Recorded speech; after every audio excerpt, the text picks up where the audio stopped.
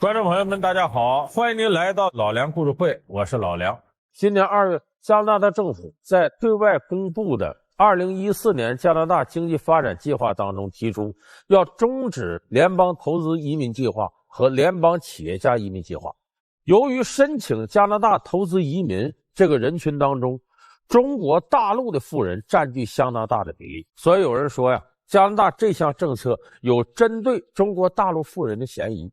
那么是不是今后加拿大投资移民这扇大门就要对中国大陆的富人说不，即将关闭了呢？那么还有一个令人深省的问题，就是为什么富人纷纷要移民海外呢？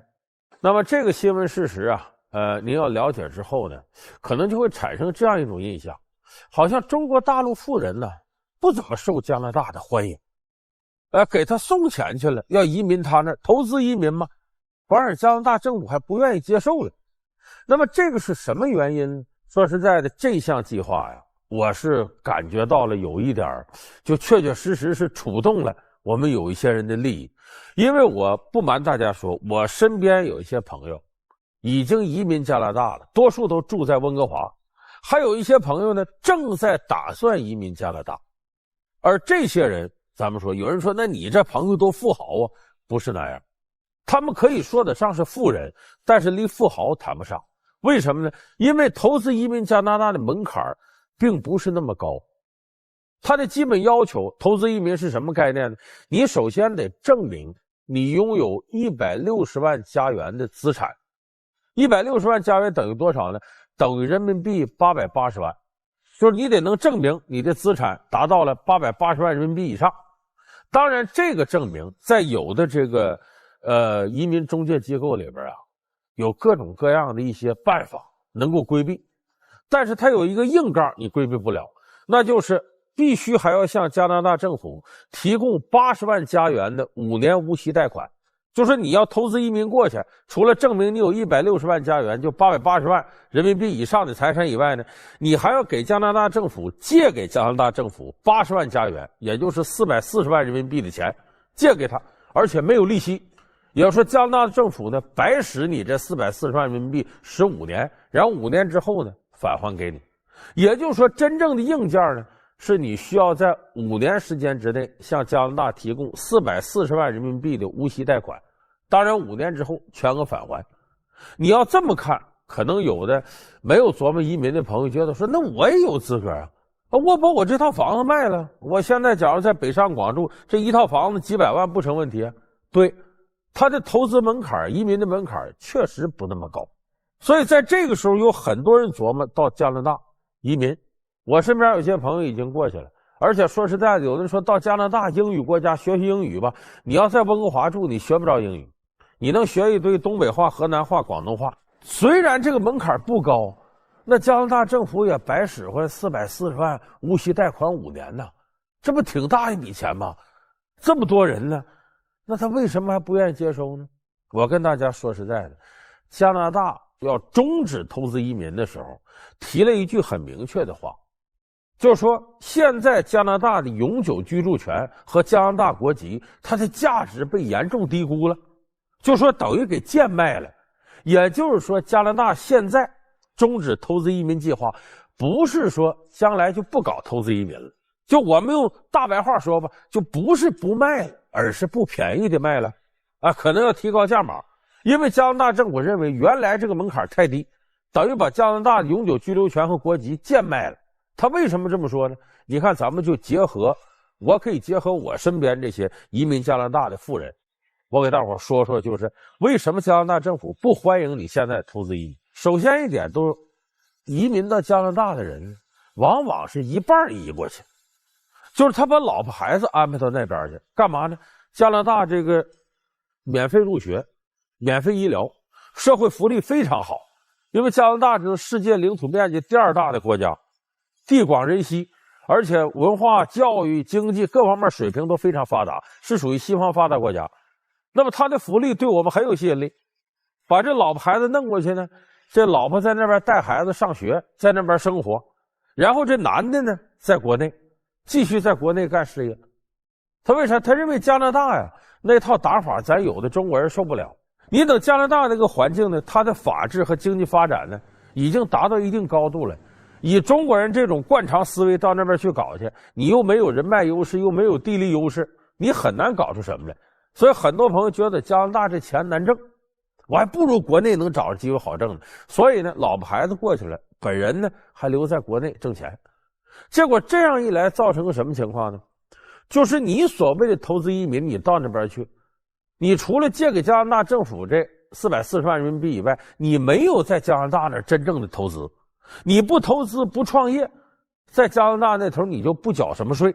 所以一比较呢，这投资移民缴的税远远不如技术移民缴的税多。因为技术移民过去他有事干，你这投资移民过去呢都不在这儿生活，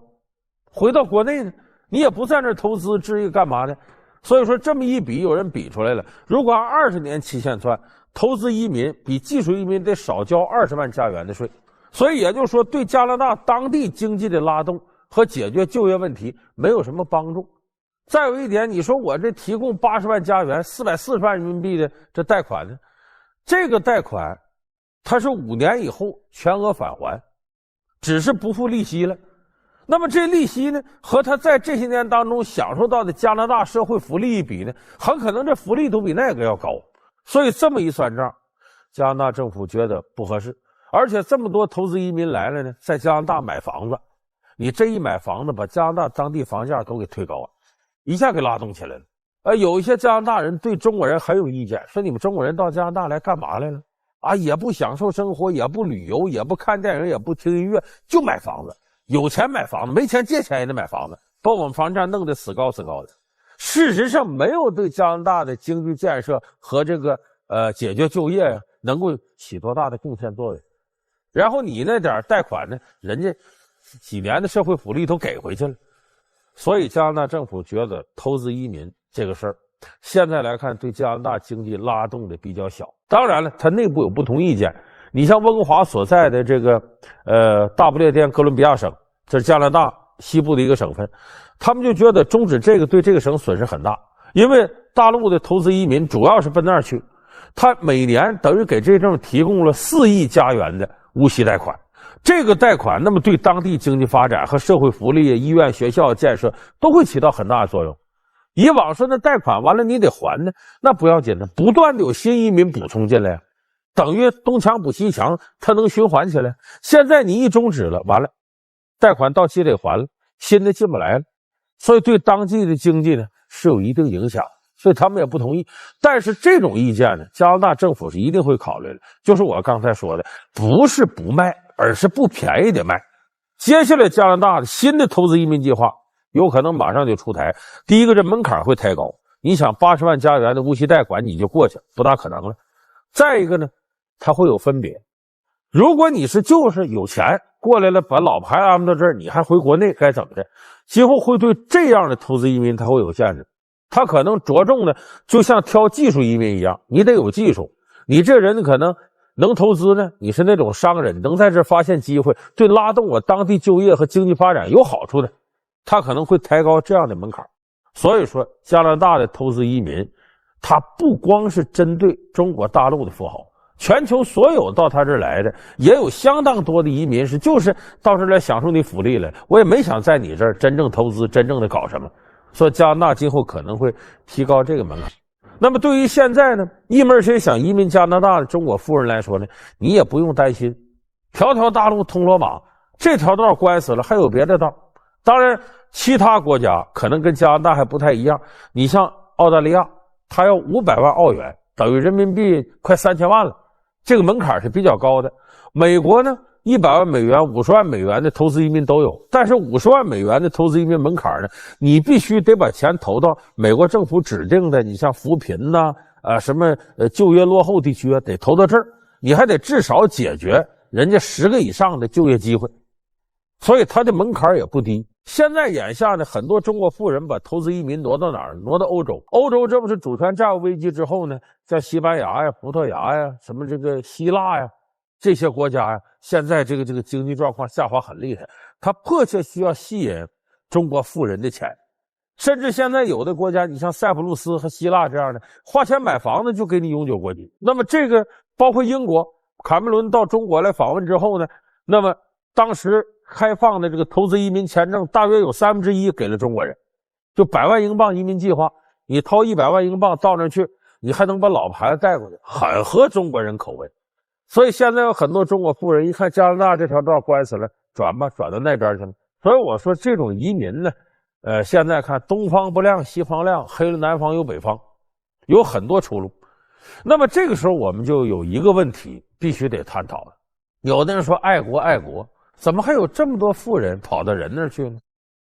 前2天我看一篇文章，意思说中国富人移民潮还不用拿它当回事，没那么重要。我认为对这个问题视而不见，这是不负责任的。起码根据我的生活体会，我周围接触了一些有点钱的人，他们可很多人都在琢磨移民。我们每一个人，如果你真爱自己的国家，你就应该考虑考虑，为什么他们要走？我们的到底哪儿不如人家？咱们应该把这些个焦点问题找出来，把更多的人留在我们国家，给我们国家经济建设做贡献，这才对。甚至反向移民，吸引老外到我们这儿来住，给我们投资才对。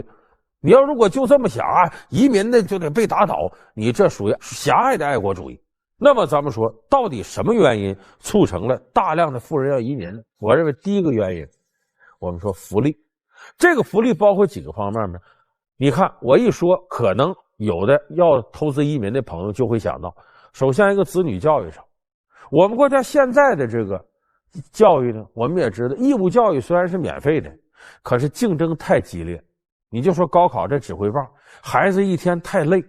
往往现在的教育呢，一些副作用呢，造成孩子想象力、创造力缺失。很多人觉得自个儿孩子遭罪，而到国外接受教育呢，环境相对轻松，他的素质教育各方面搞得比较好整个的义务教育阶段也都是免费的，就是上大学的费用呢也比留学生要低，而且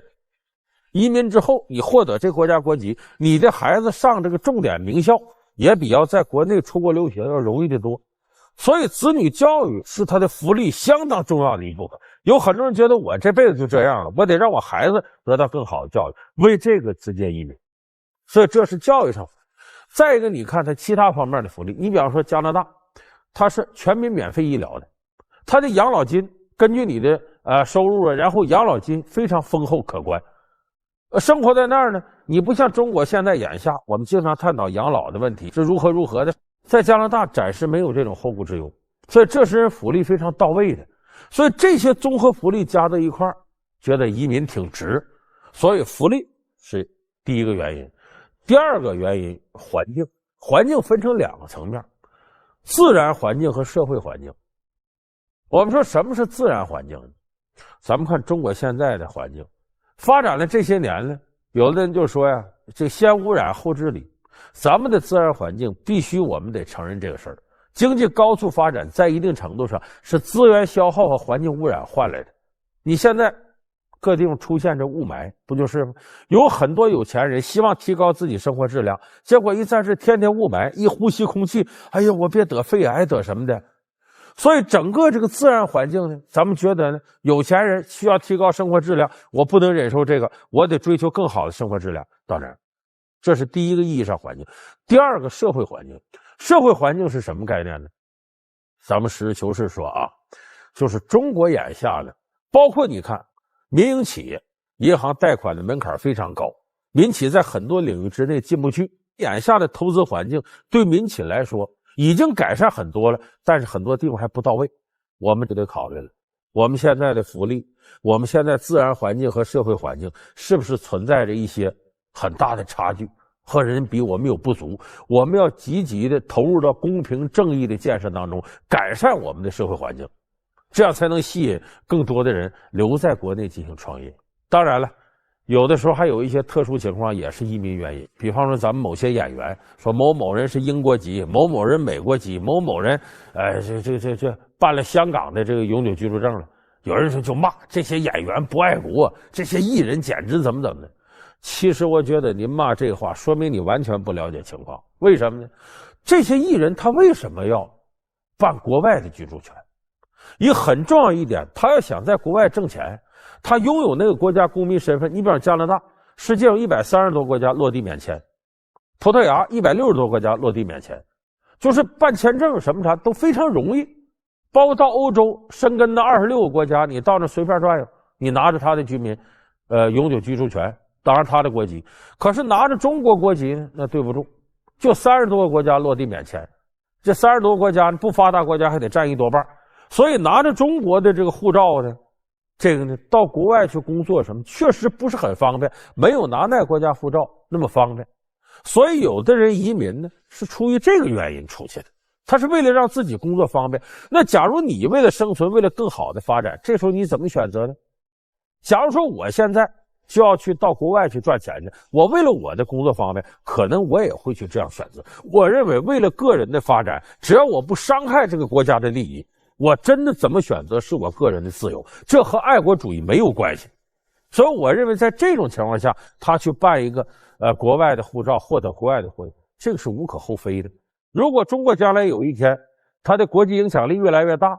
那个落地免签也达到100多个国家，咱费那个事干嘛嘛？所以这就是此一时彼一时的问题。那么我刚才说，基于这种情况，咱们现在富人移民已经成为一个移民潮。那么说，这种移民潮绝对值得我们政府充分重视，并且加以警惕。接下来就应该有一些制度化的安排来制止这个现象。为什么呢？咱们先说这个经济意义，你这么多人呼啦啦都出去了，他把这钱花到国外，搁到国外了，给人家经济发展做贡献了。那我们现在讲说中国的经济发展投资、出口、拉动内需3驾马车，你这钱都跑国外去，你搁什么拉动内需啊？所以这对经济会有很大影响。再一点，我说对经济影响还有另外一层意思，它对经济的影响还有第2重意思。就有的人说，那你看他就是老婆孩子在国外啊，他也没有说真正把所有钱都拿到国外，他还得在国内又投资又干活啊，挣钱呢。我认为这个危害更大。当他的国籍什么的都在国外，老婆孩子在国外，他在国内是身在曹营心在汉，他进行投资挣钱的时候，他更加不管你环境这个那个了，那他可能就更加破坏环境，进行掠夺式开发。反正把这地方破坏完了，我走了，我到国外住去了。所以从经济意义上来讲，这个富人移民潮对中国经济影响是很大的。那么再有政治意义，如果你大量的富人纷纷的从中国走了，人家会认为你的投资环境各方面都不够，这对中国在国际上的影响是没好处的。再一个，对国内的影响我认为更大，因为现在投资移民出去这些，你看不全是我们说那种富豪，有相当多的中产阶级，中产阶级已经日益成为往外移民的一个主力军了。那么这个中产阶级呢，他移民对中国影响最大，因为中产阶级是中国改革的推进力，他一方面珍惜现在的所得，通过努力劳动得，另外一方面呢，又希望增加自己的话语权，推进这个社会一些这个公平正义现象向前走。所以说这个中产阶级往往是这个社会改革的主要推进力，使中国社会在改革方面失去推进力和应有的弹性。所以我说富人移民潮现在它已经形成，我们不能漠视它，尤其我们的政府要根据这个反思一下还有哪些问题，我们的经济发展在结构上还存在着哪些缺陷，尽早推出一些制度性改革的东西，推进政治体制改革、经济体制改革同步向前进行，这样才能够把更多的富人留在中国国内，中国才可能拥有更美好的明天。那么赵本山呢，是辽宁人民的骄傲，也是全国草根艺人最杰出的代表。他所代表的非土地文化和二人转，恐怕是离西方文化、外国文明最远的一种文化形态。可是我现在要跟你说，赵本山要不当中国人了，要移民到国外了，你敢信吗？可是这就是确确实实发生的事情。2008年的时候有记者问赵本山说，听说你要移民加拿大，有这事吗？据说也跟有的记者说是有这么回事。那么2009年呢，就有要移民加拿大的人呢，参加加拿大在这个大陆组织的这个移民体检的时候呢，看到了赵本山那个体检表，所以这才能确定赵本山确确实实是按照步骤在向加拿大移民。那么我想，作为一个草根艺人来说，他离开生他养他给他无穷艺术力量的土壤，移民到国外，这说明什么呢？我们很难从文化上去解释这样现象。而像这种情况，在我们身边非常多见。我旁边有不少朋友，当然都是很有钱的朋友。这些人呢，老婆孩子都送到加拿大、美国、澳大利亚这些地方去了，可是他们自己呢，并没有到那边去。移民是移民了，获得绿卡，他们还在中国大陆，在这边做生意赚钱，或者从事自己的事业。可以说这种现象，我估计您身边你也一定有跟我类似体会，会有一定能碰到有这样的人，家里一半在国外，剩下在这边做生意，然后往来于两个国家之间。那么其实我们如果再把眼光放大一点，你看看我们周围大家熟悉的一些富豪，你会发现这个现象更普遍。有一个调查数据显示，中国现在资产在1000万以上的大概有30万人，这30万人当中的70%或者已经移民了，或者正在琢磨移民，几乎一年呢要把资产带到国外去，得带走上百亿人民币以上。而且几年现在累加起来呢，有人说咱们得有将近1万2万亿左右的资产，就是咱们富豪的资产，主要是民营的这些富豪，他们的钱拿到国外去了，作为投资移民出去了，到人家那儿投资去了，或者财产搁到人家那儿去保障去了。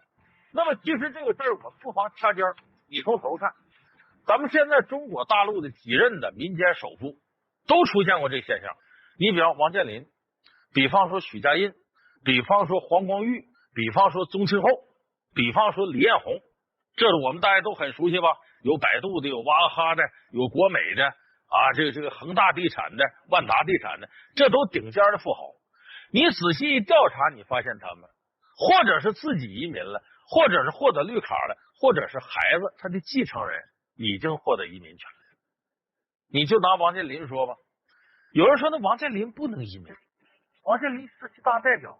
又全国政协常委，全国工商联副主席。翻开这个相关的人大代表条例有规定如果你要是失去了中国的国籍，那不行了，那你就不能再是党的代表了，也不能再是人大代表了。所以说这个现在的万达集团的新闻发言人施月清说，那王健林有这样的位置，他能移民吗？不可能的。其实他这说瞎话呢，为什么呢？王健林获得的是绿卡，绿卡是什么呢？叫永居留权，就是你可以永远的在美国这么待着，没事。绿卡不等于国籍，他获得绿卡同时呢，他没有失去中华人民共和国国籍，所以说王健林呢依然还能拥有这些政治地位。那么同时呢，他又有美国的绿卡，这说明什么？他等于把自己的财产上了个双保险。王健林的打法大家很清楚，前一段时间我做王健林投资足球这事儿，我曾经说过，他为什么要投资足球？不光是他热爱，他同时也通过这个呢，通过搞足球获得了公众的关注度，获得了政府的信任，来使万达地产在全国获得更多地方政府的支持。所以他是舍不得放弃国内的政治地位的，这对于他来讲是赚钱非常好的手段。而且王健林不止一次对外讲，民营企业不要跟国企争锋。当年王健林在大连靠西港公司起家，西港公司原因是什么？街道办事处吗？通过搞大连万达足球，从大连市里边拿地，他最后发展起来了。所以这个对于王健林来讲呢，是典型的中国一种经商模式。我自个儿呢，在国外我或者移民或者绿卡，使财富得到一种保障，然后在国内呢，我又不失去我发财的这样的机会。所以这种模式在很多富豪里边都出现了这个现象。你比方说这个许家印，现在整个已经呢，他移居到香港去了，是我们知道他是恒大的这老大嘛。你再比方说朱新礼、汇源果汁那个，他自己虽然没出去，但是他接替他的掌门，就他的女儿朱胜琴已经获得美国绿卡了。那么娃哈哈那个老板宗庆后，他的女儿宗馥莉已经是美国公民了，2004年就拿到了美国的护照了，已经。当时宗庆后对外不承认，我们跟美国没关系。一调查，不光他女儿这事儿，他两个弟弟还有他夫人都移民到美国去了。就这个事儿，有的时候只是他自个儿黑不提白不提。为什么他不愿意提呢？你说他是外国国籍，就像我们看演建党伟业、建国大业这些演员，好多都外国国籍，哎呀，这些人还演这个，这不假装爱国吗？对外来说名声不好，他们不肯承认这事儿。还有的人拿这个做文章。你比方李彦宏，李彦宏呢，他在美国得到绿卡了，回国呢他放弃绿卡，他通过放弃绿卡呢，获得了一些相关部门认可，结果百度在国内一天一天的做大，挤走了谷歌，成了垄断了。现在百度，可是呢，百度公司在哪儿注册呢？在开曼群岛注册，不是国内的公司。它运用的很巧妙。你把国内注册这个百度公司和国外注册这个，国外这个在国内设了一个办事处，按照规定，我们国家互联网产业呢是不能由外资介入的。那好，他设立这个办事处呢，就等于全员的给这个百度国内的公司提供咨询服务，然后呢，百度国内的公司把净利润100%净利润都给这家当做服务费。其实他打了这么一个擦边球，而且李彦宏利用放弃美国绿卡，获得了很多政策上的。有人说百度啊，虽然是一个这个中国的公司，而却是最懂得利用国际国内这种差距，最懂得利用中国各种潜规则的。所以有好多人指责李彦宏发财发的不地道，说实在我个人根本没拿李彦宏当什么 IT 精英，他就是个投机商。现在中国好多大老板都在做这样的事儿，大半个身子在国外，然后在国内挣钱，这钱拿国外投资去。那么有的人说是到国外一看呢，投资环境呢，国内有的时候对这些富人还挺有利，到国外呢，你这钱呢都说不上能增值，能接投资，最多也就消费买房地产干什么的。怎么这么些人愿意到国外去呢？这里边有诸多的原因。头一个是避税的好处，咱们国内对尤其对民营企业税是比较重的。你看现在有好多的企业，它其实说是民族企业，中国的其实都在外边注册，其中开曼群岛、英属沃尔金群岛和百慕大群岛是世界3大避税天堂。我说出的可能你都不信，国美电器是在外边注册的。你包括我们知道这个，你像这个刚才我说这几个，像李彦宏海外也有注册公司，蒙牛在外边注册的。就咱大伙听起来如雷贯耳的一些民族品牌，其实注册地点都在国外。在国外呢交税，不在国内交税，为什么呢？国内税负是比较重的，而且有的人利用这个招摇撞骗，很不地道。你比如牛根生、蒙牛那个，哎呀，拉兄弟一把。那么这一系列的原因罗加到一块儿，构不构成了现在如此多的富豪要移民一个重要问题呢？一个重要原因？不是，我认为这些都不是重要原因。为什么要走呢？我们想移民是什么状态？中国历史上有过几次大移民，我们说走鸡口、闯关东、下南洋，下南洋也是到国外去。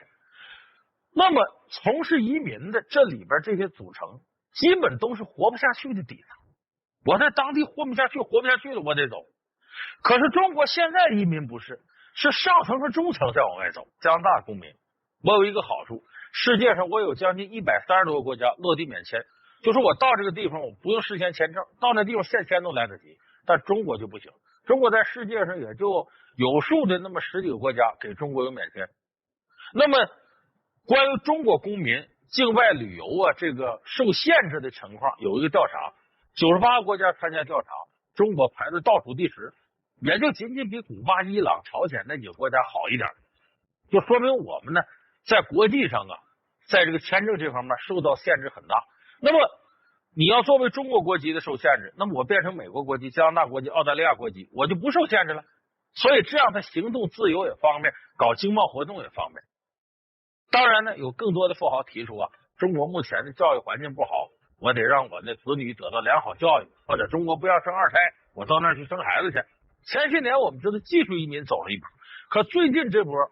非常汹涌的移民潮是什么呢？是财富移民，有钱的人走。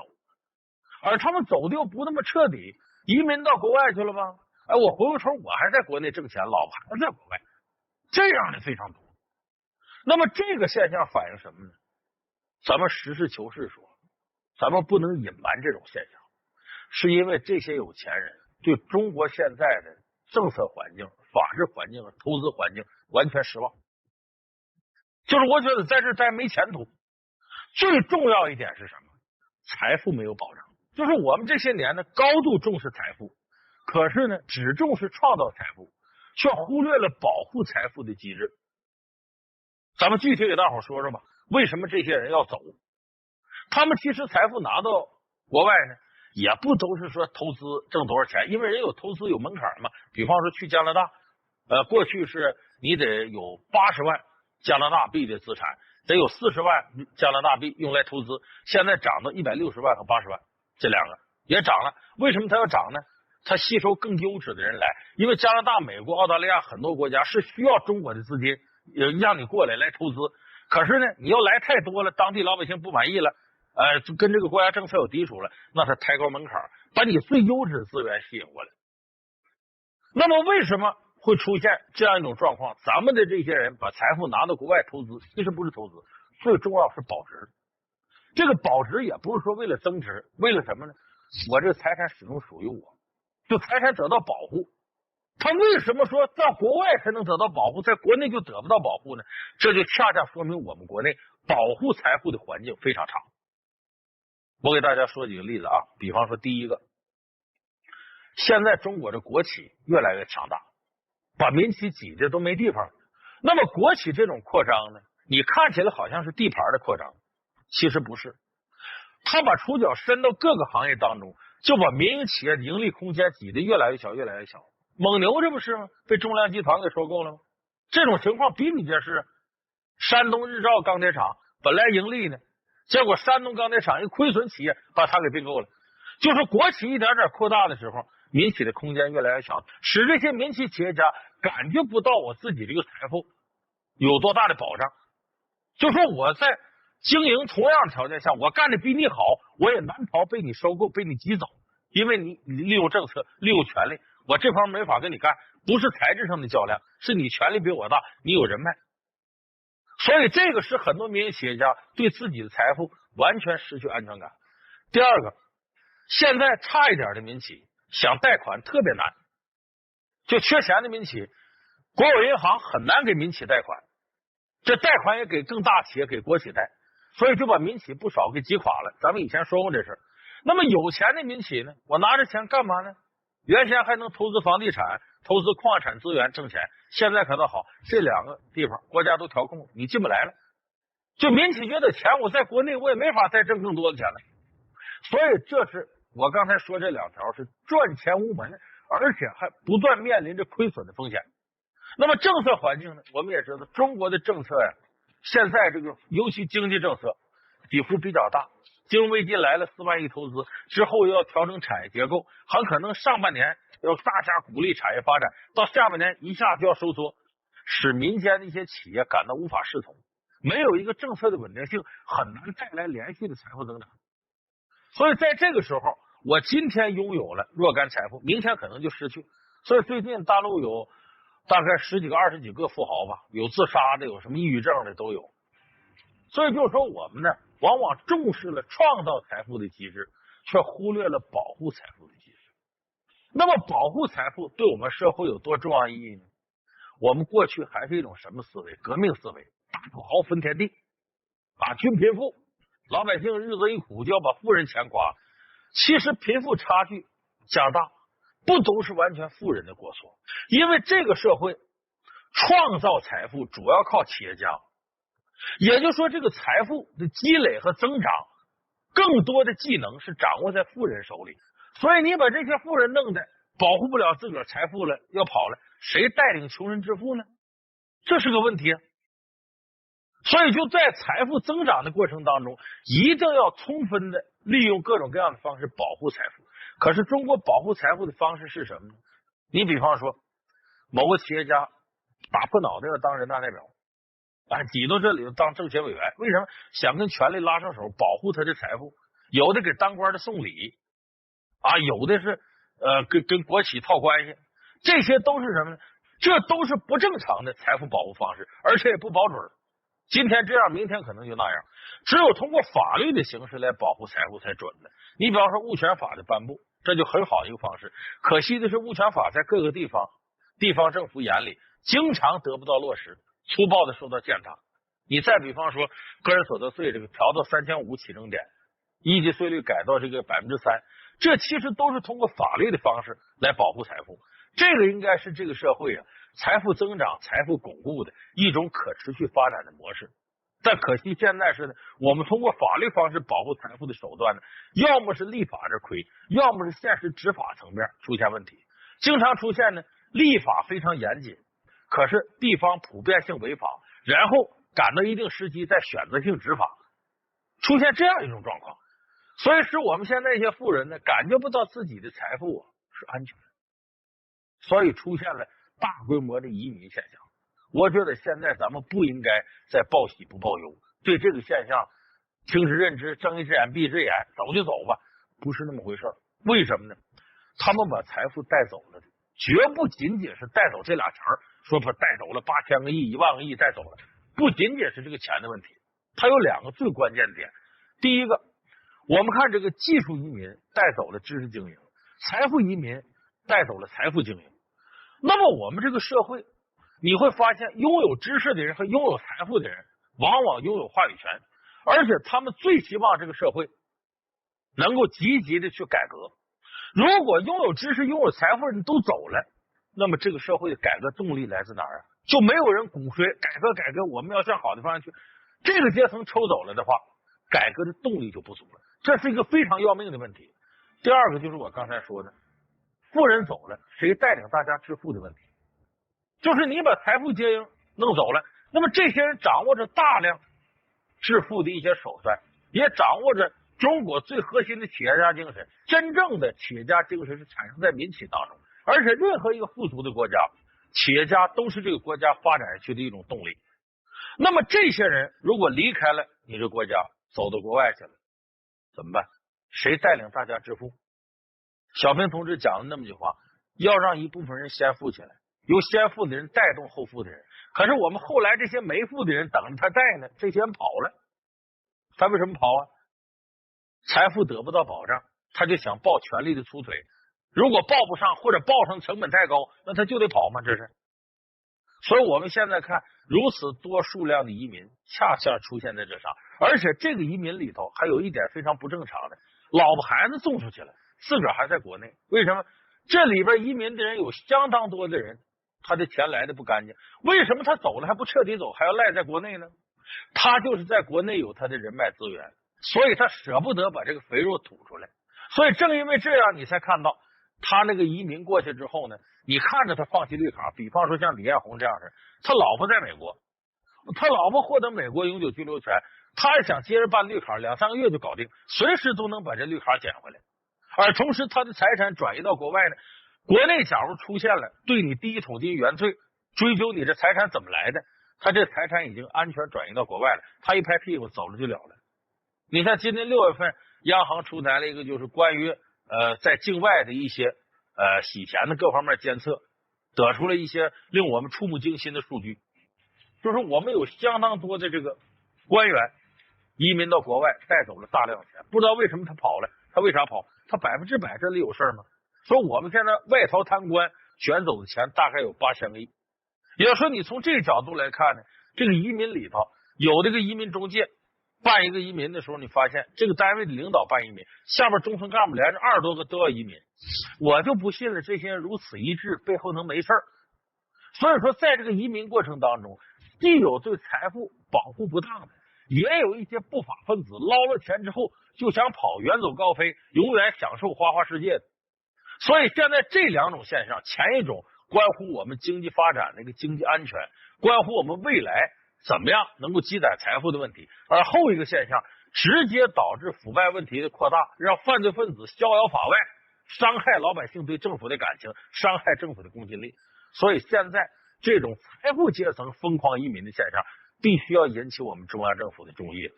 如果再不注意，恐怕接下来的问题将会非常非常的严重。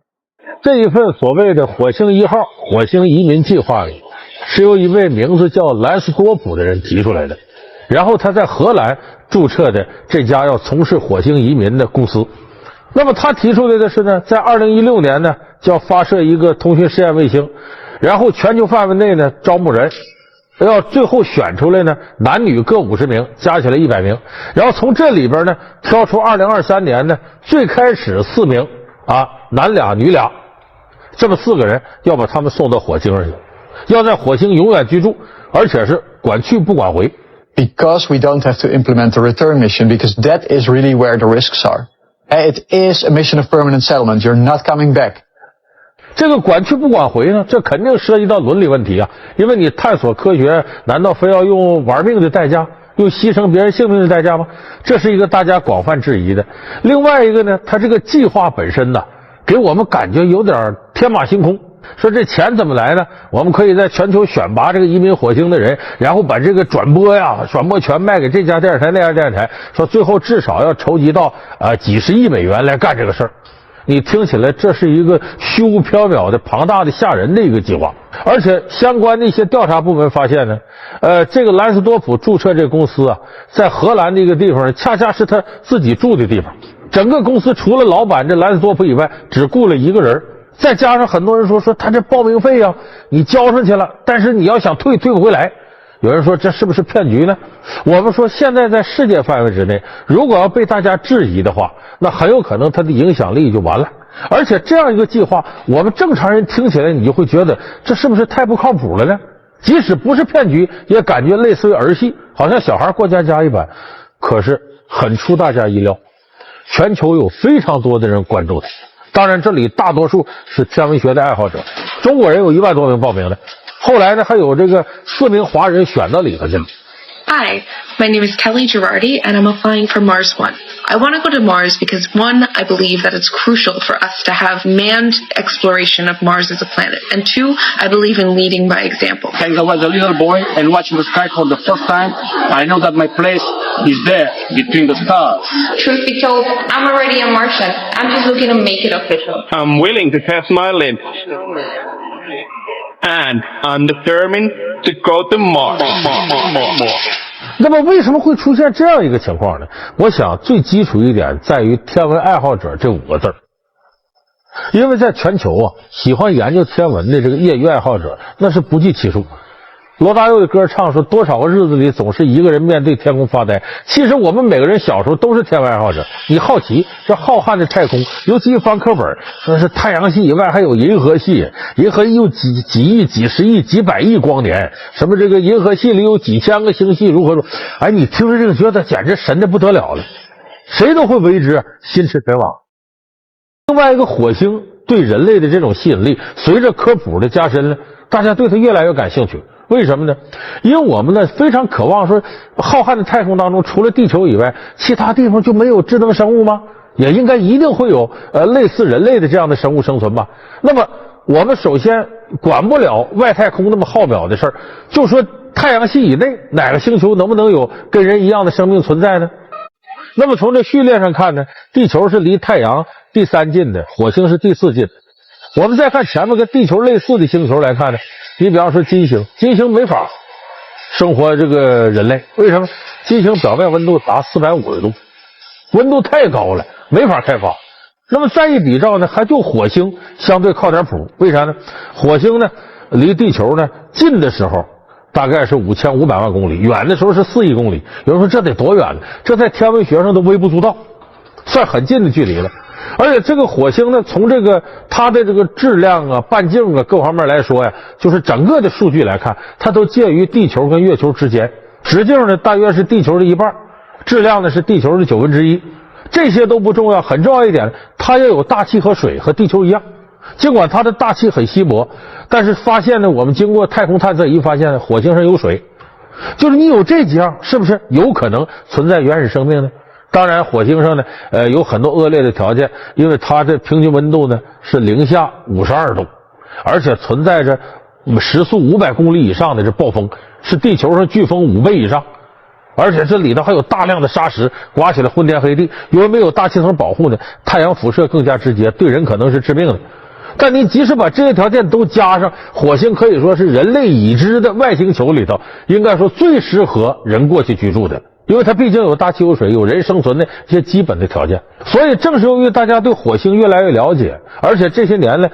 有关于火星的消息呢，不断通过科研成果呢向世界范围发布，所以才会有更多的天文爱好者呢非常喜欢火星这星球，对它产生非常神秘的一些想法。你看咱们上网，你看这个贴吧那个论坛里边关于火星的内容相当多。所以我说这第一点是众多的天文爱好者对火星的向往，使他们对火星1号这个所谓的不靠谱的移民计划产生兴趣。第二个，你要说这个计划不靠谱呢，他提出来的这种规范呢，1步2步3步的还有点严丝合缝，还对。就说2016年发射实验通讯卫星，2018年呢，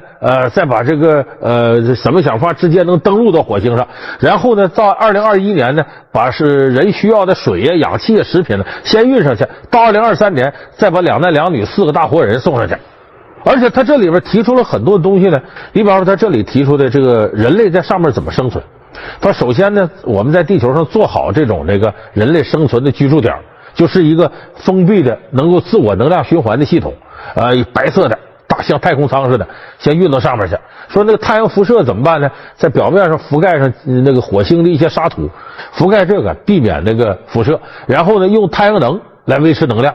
那么这里边这个自我循环是什么呢？你得有这个生活区，有工作区啊，还有娱乐区，这个搞科研工作呀。然后同时呢，最好这个系统之内能够自给自足，比方能种蔬菜，能种水果，甚至能种粮食。你听起来看呢，这好像是那么回事，但是很快被科学家否定掉了。科学家说这个不靠谱。为什么不靠谱呢？首先一个呢，你这个整个的生活区域里头的这个氧气怎么保证？有人说那不带着氧气吗？问题是你种出来这个蔬菜、水果和庄稼呀，它有呼吸作用。咱们都知道氧气量含量过高，很容易发生火灾。所以就是你怎么在上面种这些作物，这是个非常大的难题。另外一个，有科学家呢已经在美国很多地方做过实验，就是一个自我封闭的生态系统，它得大到一定程度才能保证维持下去。你这就做那么几个像太空舱的东西，根本不足以形成一个自我生态系统。这个科技要突破，没有20年都做不到。你再加上到了上面之后，那些运送上去，现在知道从地球飞到火星恐怕得将近2年多，得30个月的时间。而且这个太空飞船呢，载重最少得达到400吨左右。就是通过什么样一种方式把它运上去，现在都是个难题。怎么在上面能够保质保量，又是个问题。所以像这些呢，都属于我们现在呢根本没有解决的技术。是可能在未来的某一个阶段呢，这些技术呢就会人类把它发明出来。可问题现在呢还太遥远。你按照你2016、2018、2021、2023这样一种进展方式，你怎么说那时候这技术能出来呢？十之八九它是出不来的。所以说这科学家相继从各个角度否定了这计划，而且最为严重是你光管送上去不管回来，你这涉及到一个伦理问题啊。你起码得在周围建立空间站，保证足够的返程的足够燃料，你这个都没有，这不是拿生命开玩笑吗？所以这个计划呢，很多科学家呢虽然正面给予回应，但是都采取一种嗤之以鼻态度，认为这是完全不靠谱的、不对的、不可能实现的。现在呢，连他的创始人这兰斯多普也说了，你这个实现的可能性比较小。可是你说这比较小呢，却偏偏有这么多人为了这个0.0几的可能在报名，而且这里边呢还有咱们中国人。邯郸林业局有个叫李大鹏的工作人员，他毕业于中国农业大学的生物学院，他就积极报名，而且最后他入选了最终这100人，他自己也很兴奋。那么电视台呢在这方面对他进行了采访，我们来看一下他是怎么样回答他参与报名并且希望移民火星的。你看你听完了他的回答，其实我想电视机前有很多观众朋友会理解他这些做法。你看他说的有些东西也符合咱们人的一些雄奇想象力，说我一辈子什么时候我能有花15亿美金的机会呢？过了若干年以后呢，那个可能是几万年以后啊，是几百年几千年都算，说人类可能记不得美国的总统是谁了，但是肯定能记得第一个登上火星的壮士是谁。你看这里头他有一些名利的想法，这很正常。那么对于我们在现实生活当中呢感到枯燥乏味的人，他可能更多的向往能够脱离这个世界，去追求一些更遥远的目标，哪怕是虚无缥缈。所以这个叫李大鹏的朋友也告诉大家呢，只想告诉他，我们不要仅仅关注于地上这点事儿，我们也要仰望星空。哎，你听起来他这理想还有点高大上。其实我认为这个没有问题，就是现在我们来看呢，这个兰斯多夫推出这个火星1号呢，你也不能说它是个骗局。有人说那报名费不能退了，总共那些人的报名费加起来，作为一个跨国的行为来讲，他就骗这点钱，好像有点不太值了都。而且他一步一步在干的事，包括跟几家公司签约，甚至跟美国的宇航部门联系，你看起来不像是就为了骗。我认为呢，这个创始人兰斯多夫也是一个类似李大鹏的带有一点狂想色彩的天文爱好者。他这么做呢，其实呢也是想实现自己的一种理想。当然我们说可能这个我们每个人的理想，谁又能说你一定能做到呢？所以我觉得想一想没有坏处，愿意为自己理想动手干点什么，我认为也是有意义的，只要你不去伤害别人。当然他说这个最后管去不管回，这个从科学伦理上是有违背的地方，这个是不足取的。那么当然说到这儿，也有很多朋友觉得，哎呀，我就不明白这事儿了啊，这个这花那么大的代价来研究这个值不值？那么当然说到这儿，也有很多朋友觉得，哎呀，我就不明白这事儿了啊，这个这花那么大的代价来研究这个值不值？确实是，现在全球范围之内无论是发达国家不发达国家，在天文研究这方面都投入了大量的人力物力财力。其实呢，你也能看到，我们现在移民火星并不是一个遥不可及的事情。从我们人类开始观测火星到现在，有的科普工作者已经总结了，我们移民火星总共有10步计划。我们现在做的每件事，其实就离最终的第10步是越来越近。那么这10步计划呢，也使这个火星1号的移民计划呢，显得多少符合那么一点规律。我们来看看这10步计划到底是什么。肯定会有观众朋友说，你看花这么大力气研究，最终还未必能上得去，那这钱你花这上多可惜动辄就是几亿、10几亿、几十亿、几百亿美金那这个钱我们用来改善民生好不好呢？其实我告诉大家，这个根本就不矛盾，而且科学实验是绝对必要的。我们这些年在太空实验上花费了大量的经费，其实这里面有2个显而易见的好处。第一个好处是什么呢？就是你在研究这些所谓登月工程登陆火星计划的同时呢，你把人类整体的科技水平提升了，而提升的这个科技水平绝不是仅仅用到太空实验上，它用到民生上非常多。现在每年大约有1000项左右的发明是从太空实验上得到的一些灵感，或者是从太空实验的科技成果里分离出来的，这个是非常高的一个比例，就是说你研究太空同时也对自身的科技有推进。另外一个呢，我们现在呢，你比方说面临的一些粮食短缺或者说这个世界范围能源不够那么在研究的过程当中非常容易带来这样的现象，就是我们在研究月球、研究火星的过程当中，发现那里在符合什么样的条件之下，它会产生和地球完全不同的现象。那么你要想让地球上也出现这样现象，只需要复制太空的某种环境就可以了。这个时候我们有可能就会发现新的基因乃至新的能源，这个对于人类的进步在科技上来讲常常会带来革命性的变化。所以我希望大家能够理解，就是我们在科研上花这么大的精力，无论花多少钱，它有可能给人类未来带来的革命性变化，不是我们把这点钱用到民生工程上能够衡量得过来的。这个之间的取舍，其实对于科研工作者来讲谁都明白。只不过我们现在需要探讨的是呢，包括报名这些人，包括这个搞这个火星移民计划的人，这种事情它不能成为我们生活当中的主导。说起来火星移民呢，好像挺令人神往，说现在地球的环境人口越来越多，能源越来越少，环境越来越差，说我们将来可能会移民。但是地球目前的环境它远没有到需要我们移民那个地步，而且外太空什么时候我们能征服它，什么时候能找到适合人类居住的环境，这根本就是虚无缥缈的事情。现在我们抓住了一点抓手，但还是仅仅的千里之行始于足下，还达不到能马上找到一个可以移民的地方。这火星离着这么近，我们现在才到这个程度，怎么可能想象我们将来就会在大规模的去移民呢？所以对于我们现在生活在地球上这些人类来讲呢，你想想在你有生之年，你可能跟这移民边都沾不上外太空。所以我们眼下最主要的任务是什么呢？你仰望星空固然关键，更主要的是要保护好我们这个环境，保护好我们生存这个地球，也就是说环保爱护我们身边的环境，这应该是当今人类最重要的主题。这个主题的意义呢，远远要大于外太空的这种移民计划的探讨。所以还是那句话，我们仰望星空，但是更要脚踏实地。